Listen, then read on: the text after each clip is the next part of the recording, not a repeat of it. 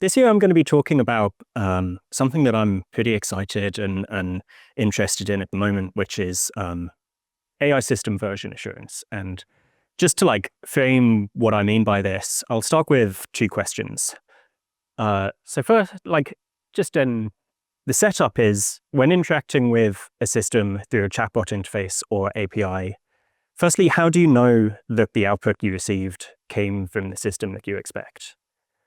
And secondly, how do you know that this system is the same as it was yesterday or whenever it was you last interacted with it? And so, you may be, and I'm not picking on Anthropic here, but you may be interacting through an API with, say, you request Sonnet 4.6, and you see this in the output metadata as well. It says Sonnet 4.6. But behind the scenes, there might be multiple different versions that this Sonnet 4.6 identifier points to. And so maybe you're interacting with some specific checkpoint from a specific date, and that might be changing over time. And ultimately, it's just pretty unclear and opaque where the output that you're seeing actually came from. So just to show this visually in a more formal way rather than a Scooby-Doo meme, user perception is, as we show on the left, just, you have this API endpoint and you think it's pointing towards a sort of static model checkpoint.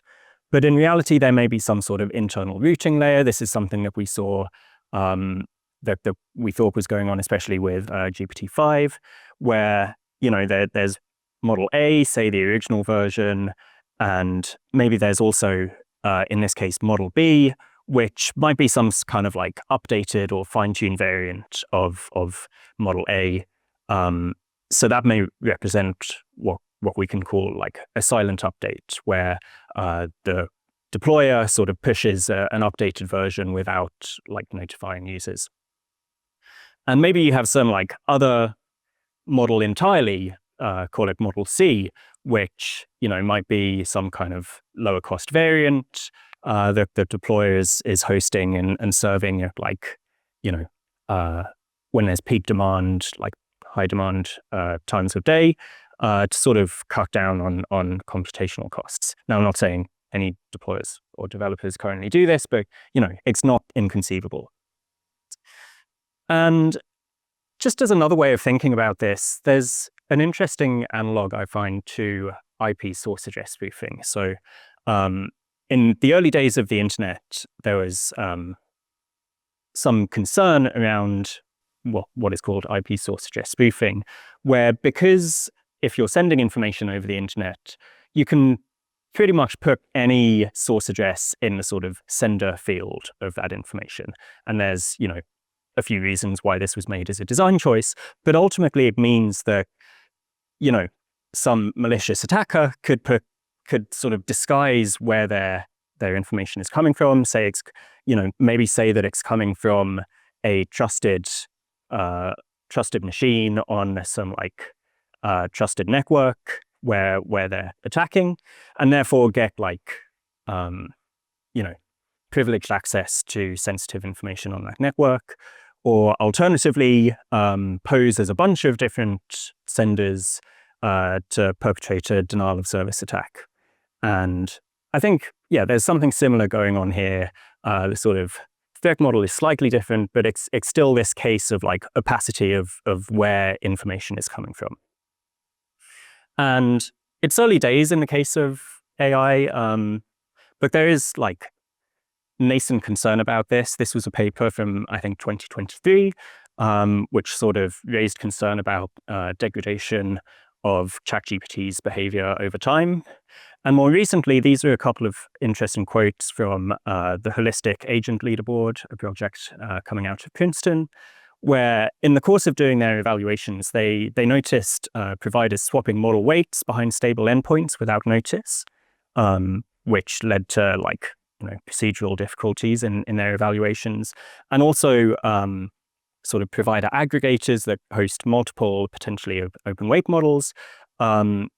They sometimes serve quantized versions of a model without notifying and sort of routing between these different quantization levels.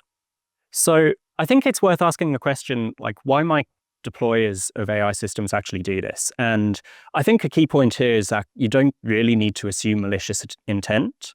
So there may be like completely valid operational reasons, such as routine updates, also difficulties with different hardware stacks. So if a deployer uses multiple different sort of hardware stacks based on different GPUs or TPUs, it can be really difficult to sort of synergize observed behavior of the model when it's built on these two different foundations. We might see increasing personalization or potentially continual learning, which leads to variation in model versions. Potentially A/B testing, where developers put out two sort of versions in parallel and see which one users prefer.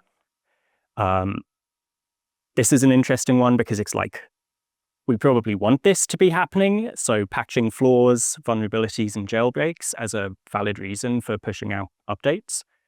And then more sort of like, if you do assume some sort of like intentional deception on the part of deployers, I mentioned before, potentially running lower cost variants to save money at peak times. So just to formalize this a little bit, and how I think about this, I'm going to introduce these three sort of terms: labels, identity, and properties. So firstly, system identity is essentially what I think of as constituting a specific model version. So this may take into account stuff like model weights and parameters, the existence of particular safety filters, or a system prompt. You can think of this as essentially, if one of these things changes, you should consider that a new model version.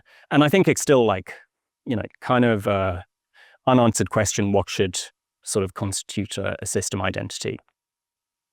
By label, I mean essentially just what you call that given version that has that identity. And then system properties are just like information that you would want to know about that system.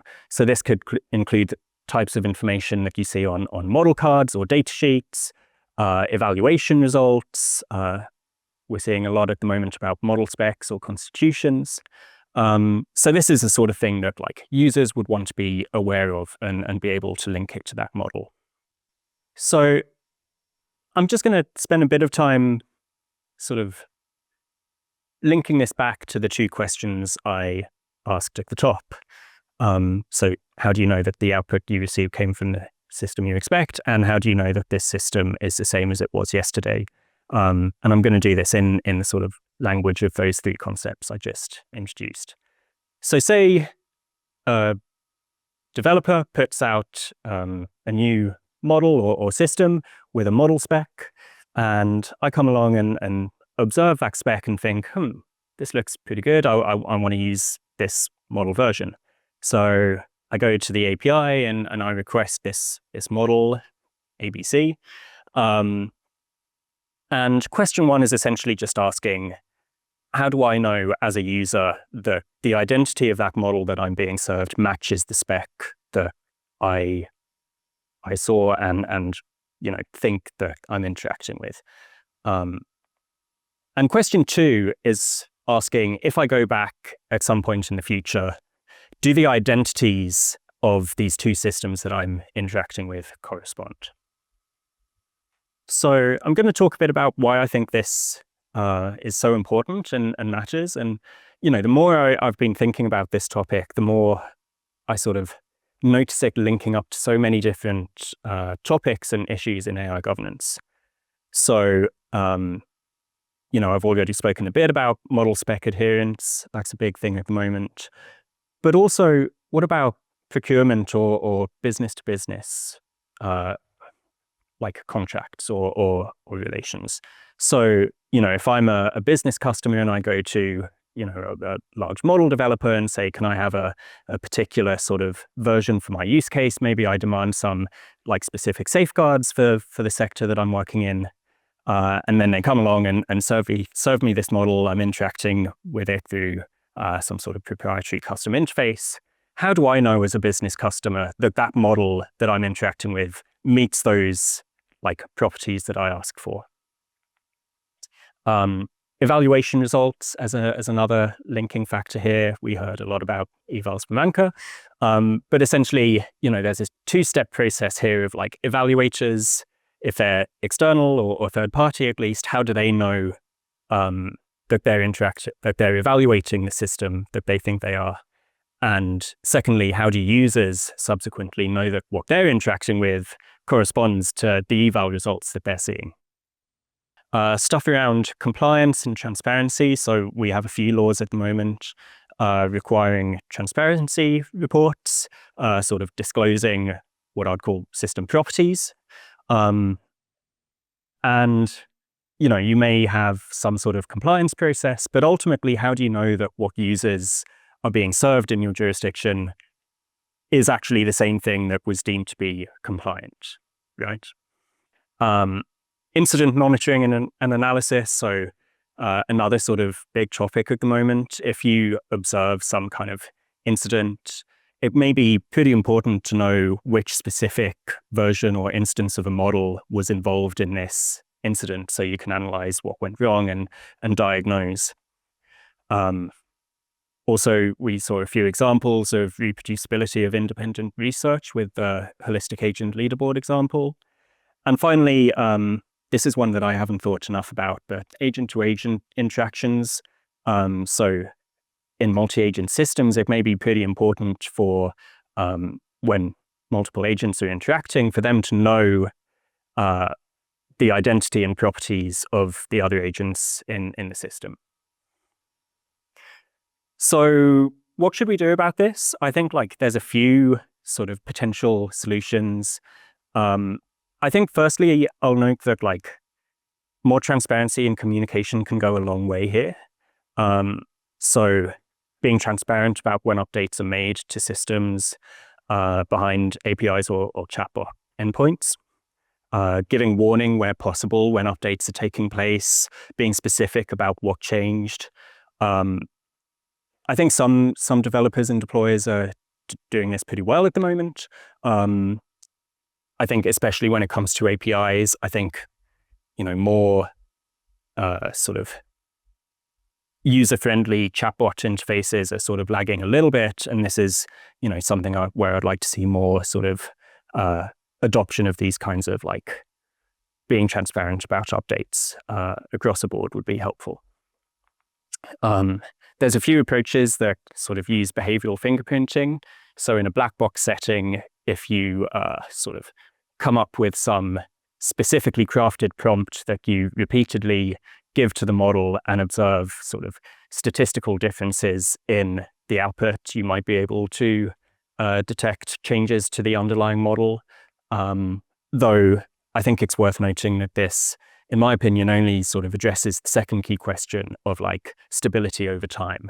If you detect a change, you may not know, you won't be able to tell what was changed. You won't be able to know, what properties have been updated. Coming back to the example of IP address spoofing, since that concern was first raised, there's been a lot of development of sort of public key cryptography and associated infrastructure to defend against those sorts of attacks and vulnerabilities in the case of the internet. So maybe something can be applied in this case that's similar. And finally, at the sort of most sort of secure and solid potential solution could just be having a fully sort of verified hardware stack. So potentially running models inside trusted enclaves that can sort of attest to the configuration and identity of the model that's being run.